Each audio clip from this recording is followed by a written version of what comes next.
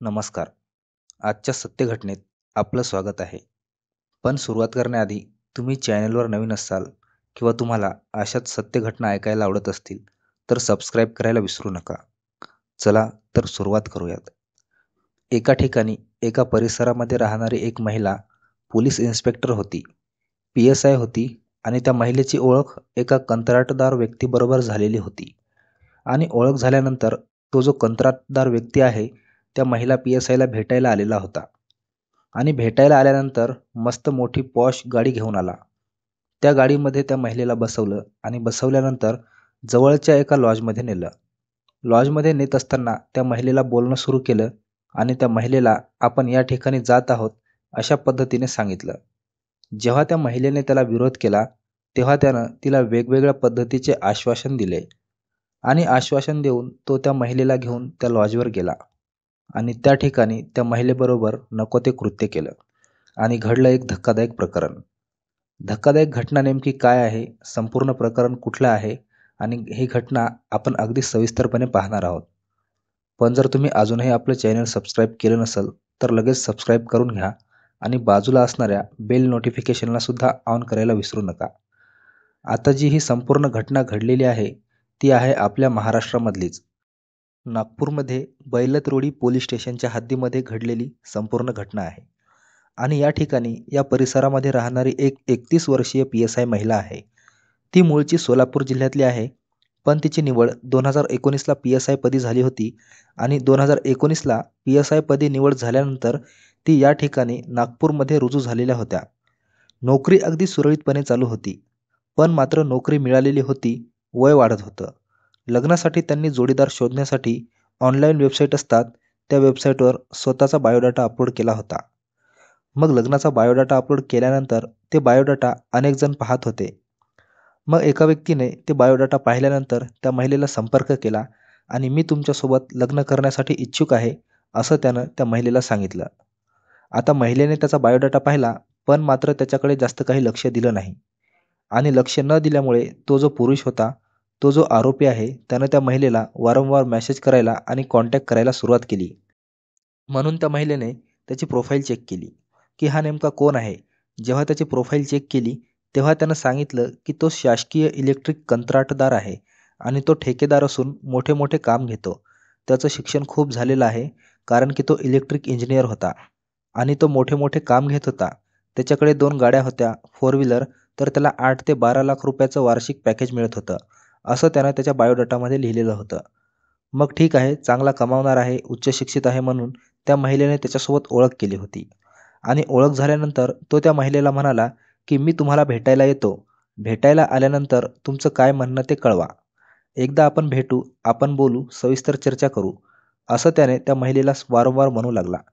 मग महिलेनं ठीक आहे म्हणून, काही हरकत नाही म्हणून त्या पुरुषाला ठीक आहे म्हटलं. तर तो जो पुरुष आहे त्या महिलेला भेटण्यासाठी नागपूरला गेला. 2023 मध्ये नागपूरला त्या महिलेला भेटायला गेला तेव्हा नागपूरमध्ये हिवाळी अधिवेशन सुरू होतं आणि या हिवाळी अधिवेशन काळामध्ये त्या ठिकाणी गेला आणि गेल्यानंतर त्या महिलेला भेटला. मग आता भेटायला जात असताना त्यांना मोठी कार नेली होती, 4 व्हीलर गाडी नेली होती त्या महिलेला आकर्षित करण्यासाठी. मग गाडी दाखवली, पैसा दाखवला, जगमयकाट दाखवला आणि त्या महिलेला भेटायला बोलवलं. तिला गाडीमध्ये बसवलं आणि गाडीमध्ये बसून जवळच्या एका लॉजवर हॉटेलला नेलं. मग हॉटेलला नेलं, दोघांनी सोबत जेवण नाश्ता केला आणि मग त्या महिलेला घेऊन तो लॉजिंगमध्ये जात होता. पण मात्र त्या महिलेने त्याला विरोध केला. या सगळ्या गोष्टीला विरोध केल्यानंतर त्या आरोपीने त्या महिलेला विश्वासात घेतलं. आपण दोघेजण लग्न करणार आहोत असं आश्वासन दिलं आणि लग्न लवकरच करू असं सांगितल्यानंतर त्या महिलेला रूममध्ये घेऊन गेला आणि तिच्यासोबत सगळं काही केलं. आता हा प्रकार त्या ठिकाणी घडला आणि तो 4-5 दिवस नागपूरमध्ये अशाच पद्धतीने मुक्कामाला राहिला. मग मुक्कामाला राहिल्यानंतर तिथून तो वापस गेला.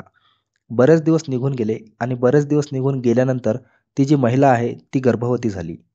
मग गर्भवती झाल्यानंतर त्या महिलेला माहिती मिळाली.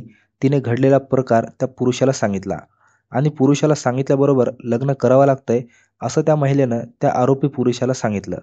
मग तो आरोपी पुरुषसुद्धा लग्नाला तयार झाला आणि मे 2014 मध्ये आर्य समाज दयानंद भवन इथं दोघा जणांनी लग्न केलं.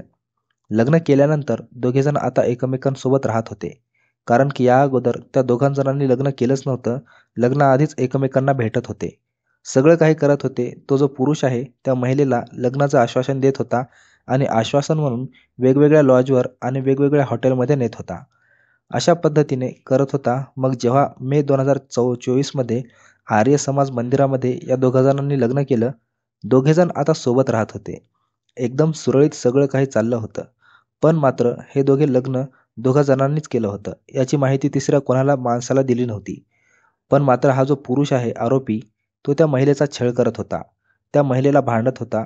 तुझी जी पगार आहे ती मला दे म्हणत होता. तुझ्या आईला ती पैसे पाठवू नको किंवा इतर कोणत्या गोष्टीवर पैसे खर्च करू नको, असा दबाव त्या महिलेवर टाकत होता. कारण की तिच्यासोबत यानं लग्न केलेलं होतं आणि ती गर्भवती सुद्धा झालेली होती. आता गर्भवती झालेली आहे म्हणून तिने तिच्या नवऱ्याला जास्त काही प्रतिकार केला नाही. ती ज्या पद्धतीने सांगतोय त्या पद्धतीने ती ऐकत होती. त्याच्या भूलथापांना बळी पडत होती.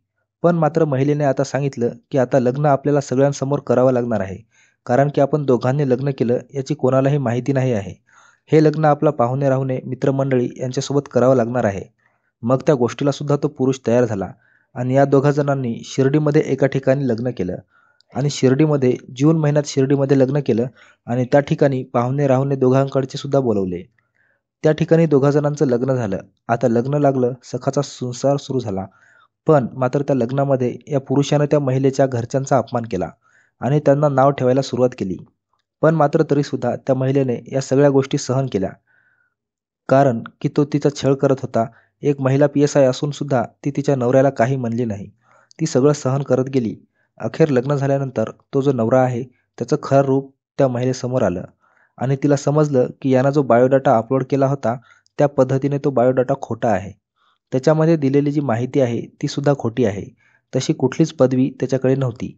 तिची फसवणूक झाली आहे असं त्या महिलेला समजलं आणि त्याच्या अपेक्षा पुढे जाऊन ही घटना घडली की त्या पुरुषानं त्या महिलेसोबत जे काही सगळं करताना त्याचे काही चित्रफित व्हिडिओ शूटिंग केले होते आणि ते व्हिडिओ त्याच्या जवळच्या मैत्रिणीला WhatsAppवर पाठवलेले होते. त्या महिलेनं त्याचा मोबाईलसुद्धा हॅक केला होता, जीमेलसुद्धा हॅक केलं होतं आणि एक प्रकारे तो त्याच्या बायकोच्या मोठ्या प्रमाणात छळ करत होता. पण मात्र त्या महिलेचा नको तसा व्हिडिओ त्या आरोपी पुरुषानं एका मैत्रिणीला पाठवल्यामुळं त्या महिलेनं या गोष्टीची माहिती मिळाल्यामुळे तिने आता यापुढे ही गोष्ट सहन केली नाही. बैलतरोडी पोलीस स्टेशनमध्ये जाऊन तक्रार दाखल केली. फिर्याद दाखल केली. पोलिसांनी गांभीर्याने या संपूर्ण प्रकरणाची दखल घेतली आणि पोलीस आता या संपूर्ण प्रकरणाचा कसून तपास करणार आहेत आणि त्या आरोपी पुरुषावर कठोरातली कठोर कारवाई करणार असल्याचे देखील सांगितले आहे. बघा समाजामध्ये महिला, मुली, तरुणी यांच्यासोबत कशा पद्धतीने फसवणुकीच्या घटना घडतात. कोणी पैशाचं, कोणी लग्नाचं, कोणी नोकरीचं, कशाचं आश्वासन देते, आमिष देते आणि त्या आमिषाला बळी पडून कशा पद्धतीने घटना घडतात. या ठिकाणी एका महिला PSI बरोबर अशा पद्धतीने घडलं आणि त्यांनी योग्य ती कारवाई केल्यामुळे त्याच्या आरोपीला आता अटक होणार आहे. पण मात्र कोणीही जेव्हा पहिल्यांदा असा प्रकार घडतो तेव्हाच कारवाई केली पाहिजे, जेणेकरून पुढे येणाऱ्या ज्या गोष्टी आहेत त्या जागीच थांबतील.